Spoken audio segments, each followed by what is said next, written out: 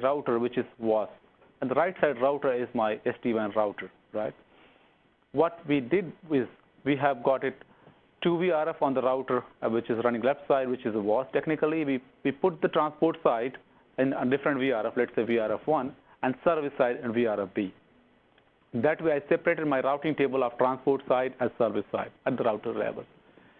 And then VRF-A is connected to the VPN 0, which is transport VPN of the SD-WAN router, and my internet is also connected to the transport VPN of SD-WAN router.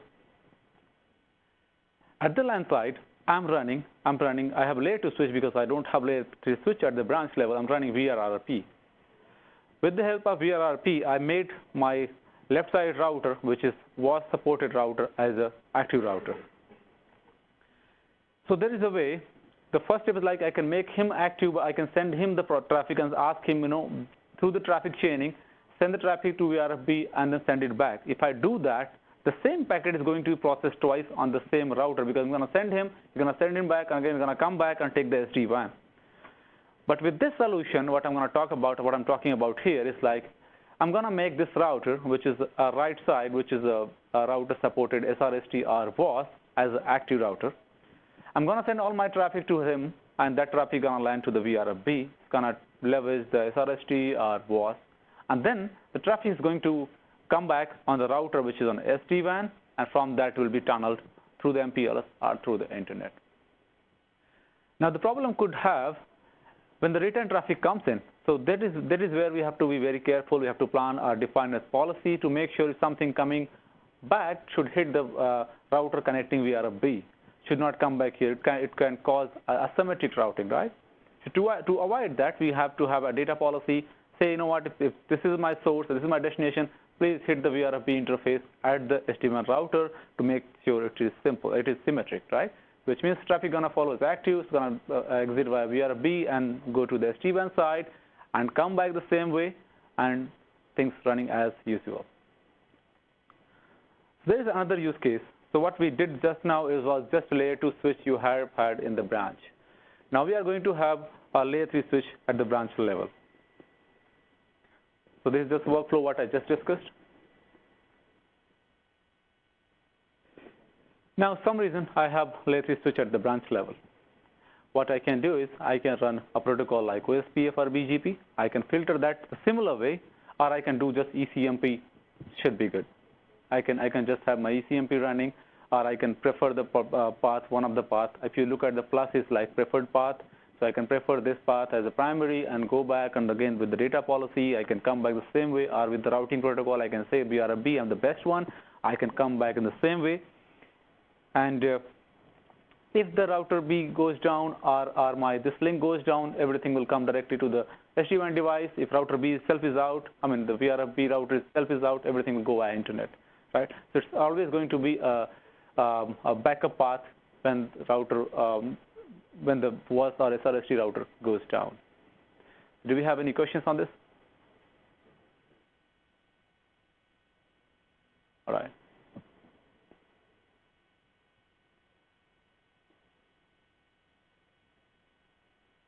So if you look at what we discussed some time back, when we discussed that you have had services like WAS or SRST. At that moment, we had a VRF in the router, which is at the right side, which is SRST or WAS router, right? Now, there's a scenario I don't have VRF, which means everything, the routing table is going to be the same. If I send it, if I receive it, everything is going to be the same. What we have to do is, so we have to play with the protocol like BGP and then filter those routes. Let's say I'm going to say, anything I'm getting from the MPLS, it's not going to send on the LAN interface. It's going to send on this interface. I'm going to block that part. Anything coming from the service side, I'm not going to prefer or send it to my WAN interface. I'll send it to him. It's like we have to play a lot of route filtering preferences to make sure anything goes from the LAN side should always go to the router and should take that as a SD-WAN route as a next hop, and it should go to SD-WAN. Anything comes back from SD-WAN, if let's say if it is following MPLS tunnel, should come back to that router, and then that router should point to the SD-WAN, and then SD-WAN should point to the router back to follow symmetric path to follow the DPI thing and come back to the end. So that is what is the key differences what we discuss with VRF and without VRF. Without VRF, we're gonna play with the routing protocol to tune the things to make sure it should not create loop, it should not have mix and match with the routing. With VRF, it was quite simple. Same use case. Now, in this case, we are going to have a BGP running at the LAN side. In my previous use case, we had no VRF, but we were running VRRP. But in this case, I have VRF, but I'm running a routing protocol like BGP, where again, I'm gonna play with the filtering at the right side router, which is WAS router, as well as I have to filter the things here and prefer one of the path to make sure I should hit my services as a primary to the router, which is WAS router or SRST. And that is how we can follow that.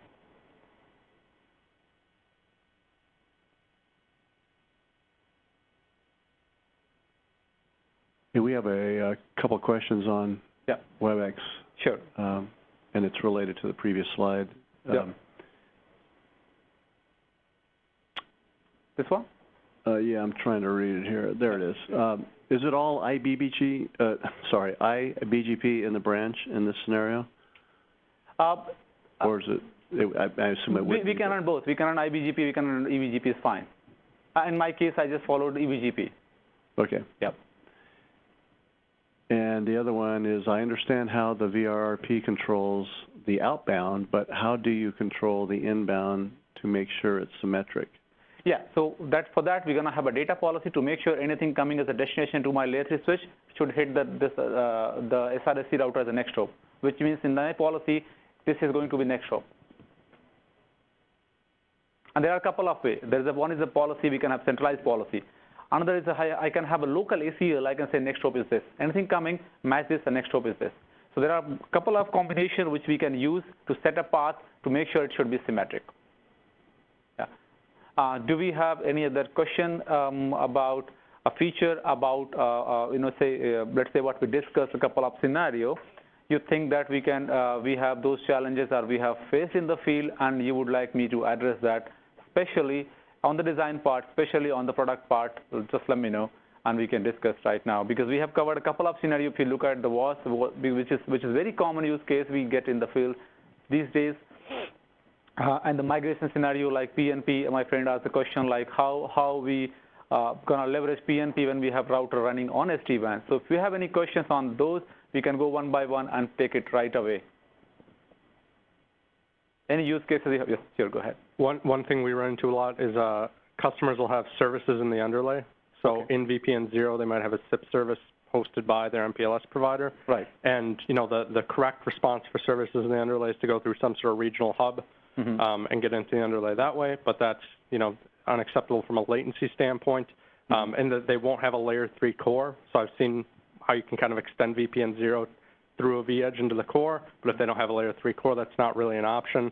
I've heard you can terminate VPN 0 onto a loopback, but I haven't seen how that's done. So what do you generally do in that scenario where they need SD-WAN site to non-SD-WAN site or SD-WAN site to services in the underlay, and they won't go through a regional hub? How do you generally design that?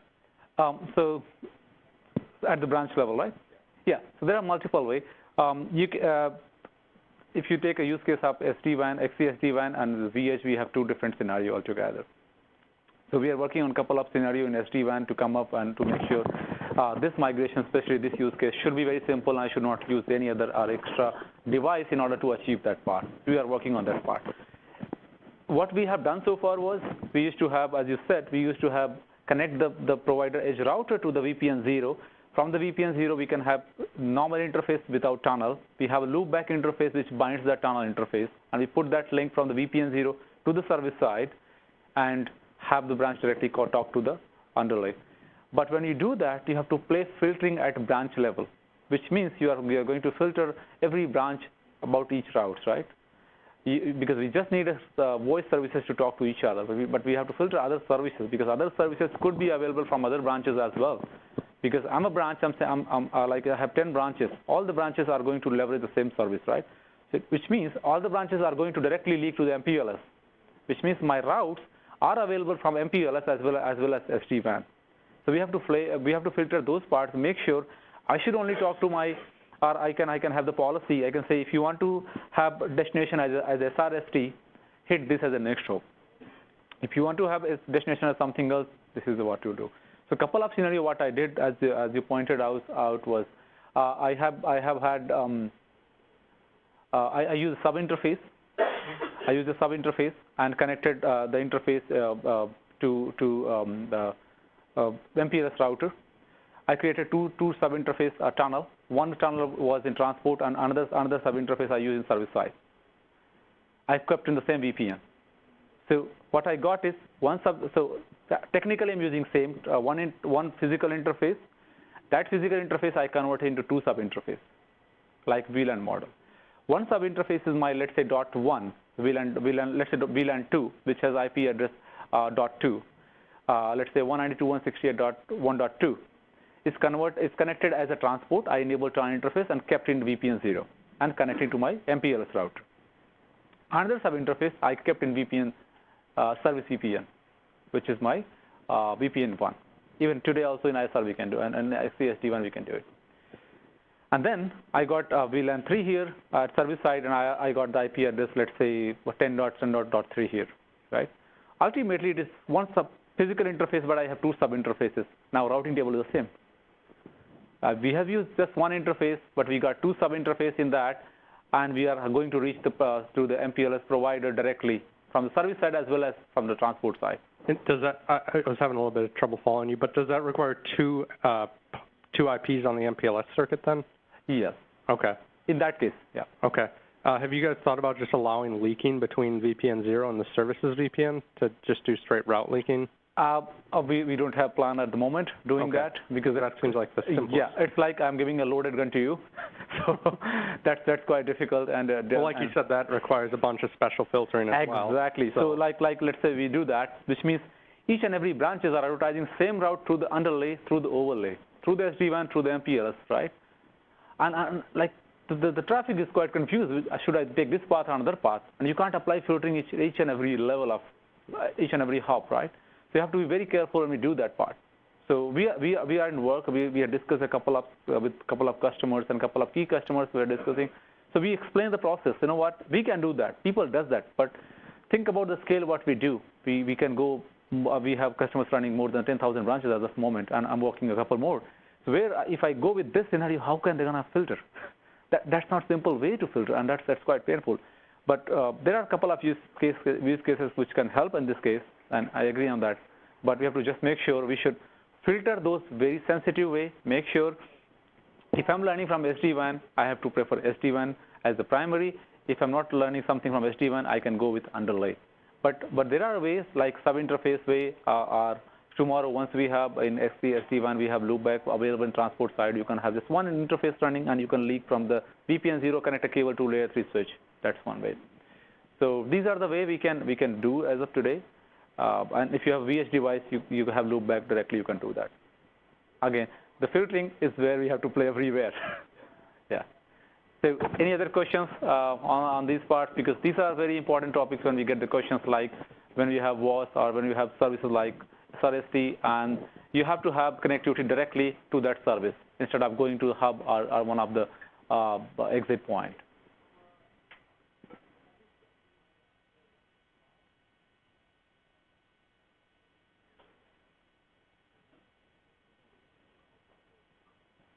All right. So as in summary, so what we discussed, like you have to plan your network properly,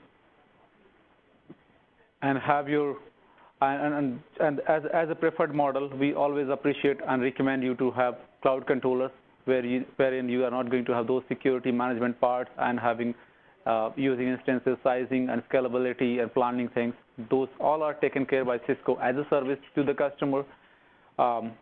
And the sequences in migration, as we pointed out, like migration is very, very key topic and very important steps we have to follow. We just can't go ahead with every site route leaking or a couple of site route leaking. So we have to plan regional way from the route leaking from underlay and overlay. When I say underlay, overlay is like SD-WAN and non-SD-WAN. We have to plan that part in a sequence manner and make sure we should do a proper filtering when we are doing that part. And as simple as our routing is gonna be, it's gonna be good for the migration, running a routing protocol like OSPF and BGP. When you don't have much filtering, it's going to be straightforward because we use the concept of the VRF where you're going to have underlay and overlay routes separated, and you can have the two different control plane and data plane parts, right? Yeah. So I think that is all for now.